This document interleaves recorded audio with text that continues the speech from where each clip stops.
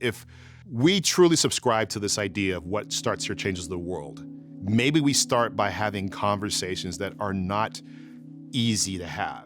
This school song starts almost at the university's inception, and it goes to the present day.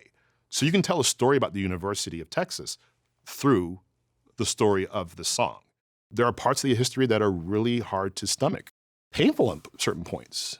If we are to embrace the Eyes of Texas, we need to embrace all of its history, all of its tradition and legacy, however difficult it may be. The University of Texas was, to put it bluntly, a Jim Crow university in a Jim Crow state. Anything that emerged from that background could be said to have racist origins. Now, does the song, absent that, independent of that, does it connote anything racist to anybody who doesn't know anything about the origins? They all performed songs that they borrowed from other universities. They didn't have a song unique to Texas. It was a small school. We're talking about 1,500 to 2,000 students, 20 people in the band. The University of Texas didn't have a good reputation yet. If you really had money or if you could do it, you went to the private schools in Texas. So the idea was, this is very much about us showing people by our example that we are a scholarly institution of merit.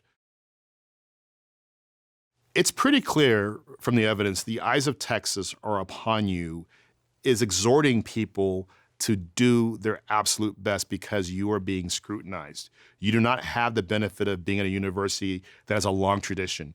Students were referred to as barbarians, and the faculty were looked down upon.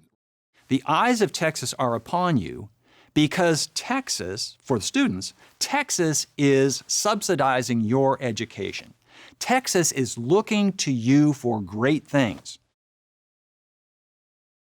One of the things that we need to make sure we understand is this, the melody is I've been working on the railroad. That is a widespread, universally known song. Sinclair was not a musician, he was a writer.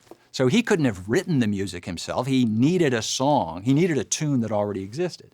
The idea of stealing a tune, well, the American National Anthem is a stolen British drinking tune. I had looked at the tune of the song. I've been working on the railroad and those lyrics, those racist, horrible lyrics. So my expectations about what I would learn and find out about the true facts about the Eyes of Texas, I didn't know what to expect, but I didn't expect anything good. The biggest eye-opener about the history of the Eyes of Texas was that that song and those lyrics were not written in the so-called Negro dialect. Unlike the tune and the song I've been working on the railroad, as I looked for my own truth about the University of Texas, Eyes of Texas school song, I couldn't find, I could not identify anything in the lyrics that were racist to me. I have no reason to think whatsoever that there was anything in terms of we're surveilling you, we are watching you behind the scenes or anything like that, or that it was intended at all in the direction of black people. They just weren't part of the audience. They weren't part of the people he was thinking about because there weren't any black students. And the fact that it was performed at a minstrel show was almost happenstance. So Sinclair and Johnson tried another song, The Jolly Students of the Varsity. And they premiered that not at a minstrel show, but at a student talent show where no blackface anywhere around. And if that one had caught on, then that would have been what became the Eyes of Texas. It was a fundraiser for the track team. It was happenstance that the Eyes of Texas premiered at a minstrel show. That wasn't part of the design. That wasn't part of the intention. But there was an underbelly to the 40 acres, the state of Texas, the United States of America, of real rampant racial segregation and just policies that prevented all Texans from having access to the supply chain of power and privilege and prestige and educational attainment that was the 40 acres. This was a racist society, period. That is the history of the United States. When we wrote the report, there are parts where we talk about, look who's not present here. So when I think about the origins of the Eyes of Texas, or our football team being all white until 1969, or the band playing in minstrel shows.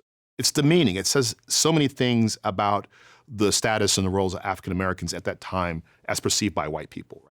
People sang the eyes for decades when the country was racially segregated, but because of racial privilege, they didn't even think about that racial segregation.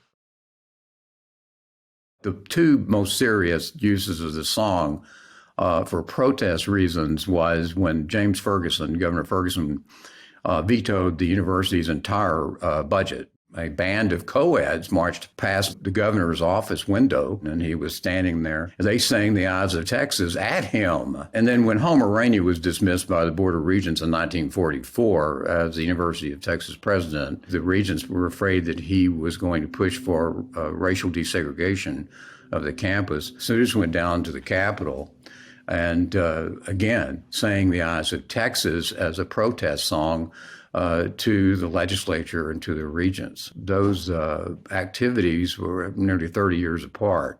These are two different generations of students. The thing about the song is its organic evolution. It wasn't a song that the Board of Regents hired a songwriter to write an official anthem for the University of Texas at Austin. You know, it really is from the roots up. It's from, it started with the students. And it evolved over time to take on all of this institutional meaning. One thing about songs is that in a certain way, they're new every time somebody sings it. It's not like a building. It's not even a statue. A statue is there, and it is the creation of the sculptor.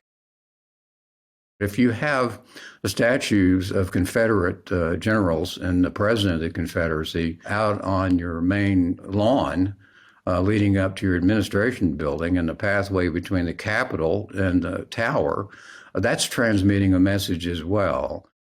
They were racist. There's no question about it. The papers exist that show that. People admitted it.